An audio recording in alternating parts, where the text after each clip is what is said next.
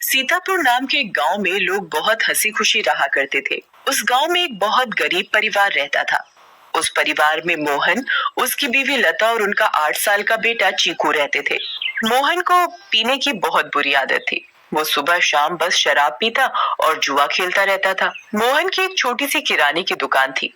मोहन कभी भी उस दुकान को ठीक तरीके से नहीं चलाता था और जितना भी थोड़ा बहुत उस दुकान से कमाता था वो सारी कमाई शराब पीने और जुआ खेलने में उड़ा देता था। वो रोज शराब पीकर लता को मारता था और उसे घर चलाने के लिए कोई पैसे नहीं देता था। एक रात लता और चीकू भूखे बैठे थे क्योंकि घर में खाने के लिए कुछ नहीं था। वो देर तक मोहन का इंतजार करते रहे। अचानक दरवाजे पर खटखटाने की आवाज आती है। माँ, लगता है पापा आ गए। वो जरूर हमारे लिए कुछ खाने को लाए होंगे। हाँ बेटा, अब हम सब मिलकर पेट भरकर खाना खाएंगे। लता जल्दी से दरवाजा खोलने जाती है। जैसे ही वो दरवाजा खोलती है तो देखती है कि मोहन के दोस्त मोहन को पकड़कर खड़े हैं और मोहन नशे की हालत में है। अरे भैया, इतनी रात को आप लोग? अरे भाभी जी, क्या बताएं, आज तो मोहन ने हद ही कर दी। इतनी शराब पी रखी थी कि इसे इतना भी होश नहीं था कि ये कहाँ पड़ा है। हम इसे चौराहे पर से उठा कर लाए हैं। अगर कोई गाड़ी वाला कुचल जाता तो बताओ, आप लोगों की तो जिंदगी खराब हो जाती। हाँ भाभी जी, बस आप लोगों का सोचकर हम इसे यहाँ ले आए, वरना तो इसका सबके साथ ऐसा व्यवहार है कि कोई इसकी मदद ना करे। मोहन के दोस्त मोहन को कमरे में ले जाकर लिटा देते हैं और वहाँ से चले जाते हैं। बेटा चीकू, आज हमें फिर से भूखा ही सोना पड़ेगा। मैं तेरे पापा के भरोसे तुझे और भूखा नहीं रख सकती। अब मुझे ही कुछ काम करना पड़ेगा।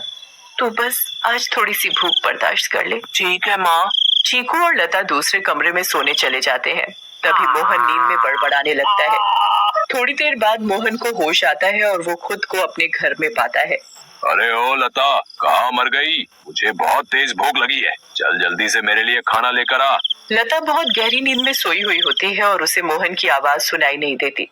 मोहन 4-5 बार आवाज देता है पर लता नहीं उठती। मोहन गुस्से से लाल हो जाता है और कमरे में रखे एक मोटे से डंडे को उठाता है और दूसरे कमरे में जाता है जहां लता और चीकू सो रहे होते हैं। वो डंडे से लता को बुरी तरह पीटने लगता है।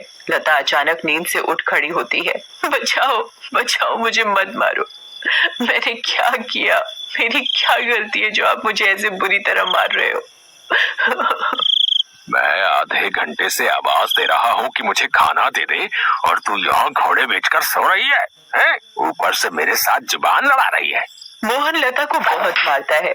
आवाज सुनकर चीकू भी नींद से उठ जाता है। वो अपनी माँ को बचाने की बहुत कोशिश करता है पर मोहन किसी की नहीं सुनता और लता को बहुत मारता है। अगली सुबह जब लता उठती है तो उसे बाहर कुछ शोर सुनाई देता है। वो बाहर जाकर देखती है तो लोगों की भीड़ लगी होती है।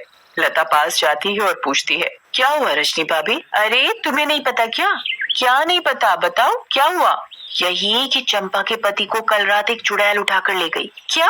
ये कैसी बातें कर रही हो भाभी आप? चुड़ैल वुड़ैल कुछ नहीं होता। आप भी किसी की बातों पर यकीन कर रहे हो।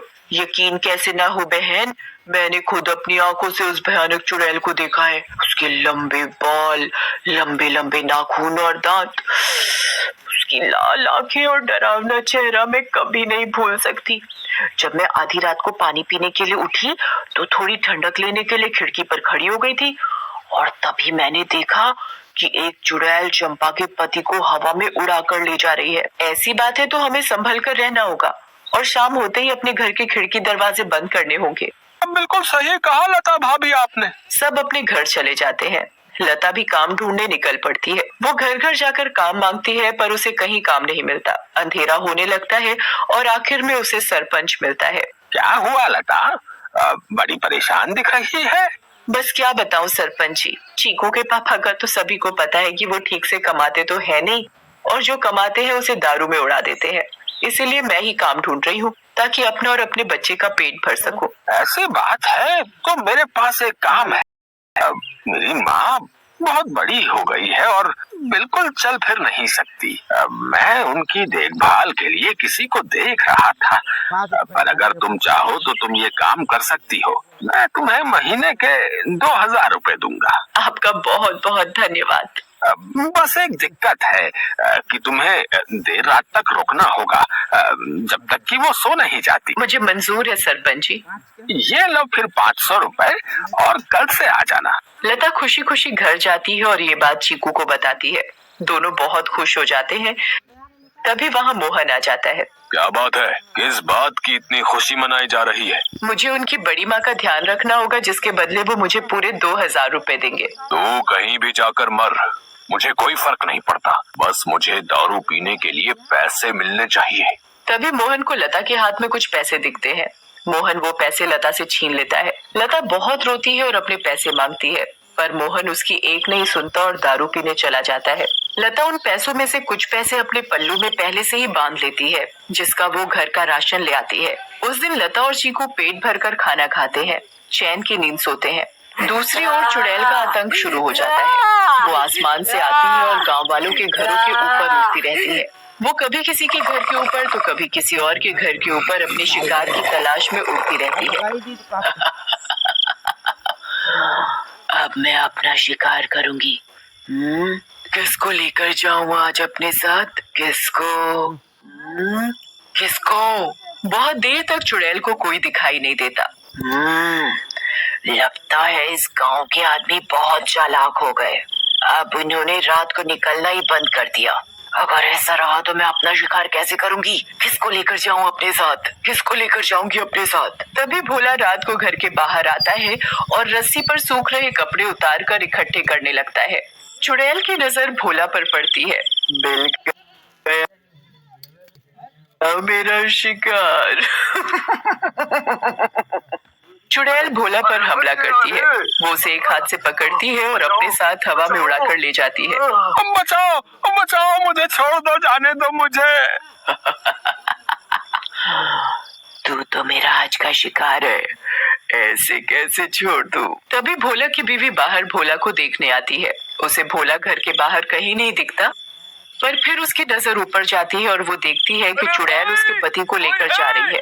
रेखा ये सब देखकर बेहोश ही हो जाती है और सुबह जाकर उसे होश आता है। होश आते ही वो अपने पति को हर तरफ ढूंढने लगती है, पर वो कहीं नहीं मिलता। वो यहाँ वहाँ पागलों की तरह भागती है और चिल्ला रही है। तभी गांव के लोग इकट्ठे हो जाते हैं। क्या हुआ रेखा भाभी? अगली सुबह जब लता उठती है तो उसे फिर से घर के बाहर कुछ लोगों का शोर सुनाई देता है। लता बाहर जाती है। क्या हुआ रजनी भाभी, आज किस बात का शोर हो रहा है? अरे लता, कल रात चुड़ैल रेखा के पति को उठा कर ले गई। रेखा का तो रो रो कर बुरा हाल है। बेचारी रेखा भाभी। पर मुझे ये समझ नहीं आ रहा कि वो चुड़ैल हर रात किसी के पति को ही क्यों उठा कर ले जाती है। सही कहा लता भाभी, हमें इस बात का जल्द से जल्द पता लगाना होगा। सभी लोग मिलकर एक तांत्रिक के पास जाते हैं और सारी बात बताते हैं। मैं अभी पता लगाता हूँ कि ये चुड़ैल चाहती क्या है। ओम ह्रीम क्लीम चामुंडाय विच्चय नमः। ओम ह्रीम क्लीम चामुंडाय विच्चय नमः। तांत्रिक ध्यान लगाता है और उसे वो चुड़ैल दिखाई देती है। ये कोई साधारण चुड़ैल नहीं है, बहुत खतरनाक चुड़ैल है। इसे कब्जे में करना या खत्म करना मेरे बस की बात नहीं। पर हाँ, एक बात मुझे पता चली है, ये बस आदमियों को ही नुकसान पहुंचाती है। इससे औरतों या बच्चों को कोई खतरा नहीं और इसकी शक्तियां रात को ही काम करती है। दिन में ये हम लोगों की तरह एक मामूली इंसान जैसी बन जाती है। बस मैं अपनी तांत्रिक विद्या से इतना ही पता लगा पाया हूँ। सब लोग अपने अपने घर चलने लगते हैं। तभी लता बोलती है, मेरे पास एक सुझाव है, अगर वो काम कर जाए तो। वैसे आप लोग मेरी बात सुनकर हंसेंगे, पर इसके अलावा कोई और तरीका नहीं दिख रहा इस चुड़ैल से बचने का। भाभी आप बताओ तो सही, पता चला अगला नंबर मेरा ही है। मैं अभी मरना नहीं चाहता। अंधेरा होने के बाद अगर सभी आदमी औरतों का भेष बनाकर रहे तो वो चुड़ैल किसी भी आदमी को औरत समझकर नहीं लेकर जाएगी। लता की बात सुनकर सब हंसने लगते हैं, पर बाद में सबको लता का ये सुझाव सही लगता है और सब अपने अपने घर चले जाते हैं। लता भी अपने घर चली जाती है। वो मैं कह रही थी कि गांव में चुड़ैल का आतंक बहुत बढ़ रहा है।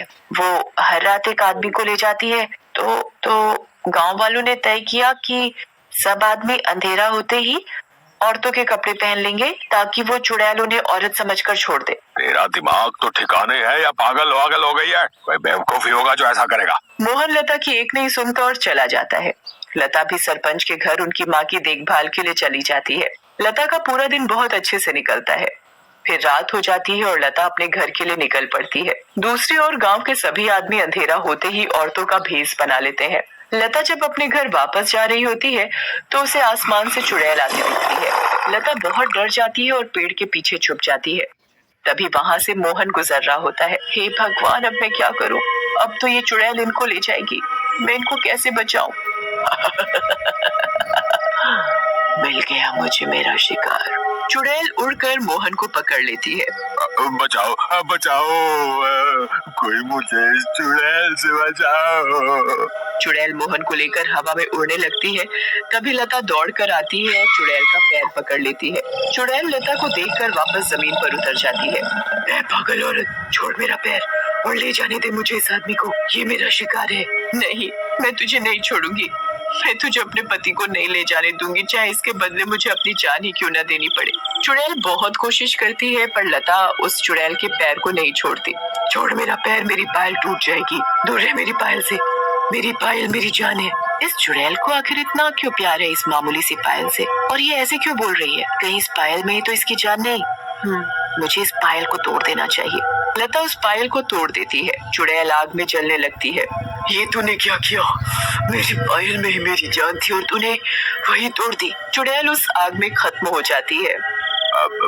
मुझे माफ कर दो लता, मैंने हमेशा तुम्हें मारा पीटा और आज तुमने ही मेरी जान बचाई। उस दिन के बाद से मोहन बदल जाता है। वो अच्छे से काम करता है और अपने परिवार का ध्यान रखता है और कभी शराब नहीं पीता। गांव वालों को भी उस चुड़ैल से हमेशा के लिए छुटकारा मिल जाता है और सब